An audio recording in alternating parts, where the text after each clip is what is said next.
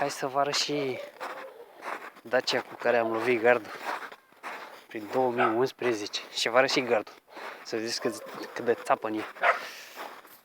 Asta e Dacia, adică asta e ce a mai rămas din ea. Bine, pe partea asta mai are o ușă, pe partea aia nu mai are ușă, din cauza că am pus-o la centrală. Bine, n-am pus eu, a pus-o tata, că el a zis că vrea să pună ușa aia. Și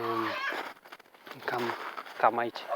Aici s-a întâmplat toată acțiunea. Și ăsta e gardul. După cum se vede, e sprijinit în proptă, că dacă n-ar fi, nu s-ar mai povesti. Și aici e unde l-am pugnit. Placa asta că se și vede. Bine, nu vă gândiți că asta e așa, că așa e tot gardul, din cauza la stâlpi. După cum ați văzut și în filmare, Dacia n-a putut nici pe dracu. Dar gardul a putut. Asta e.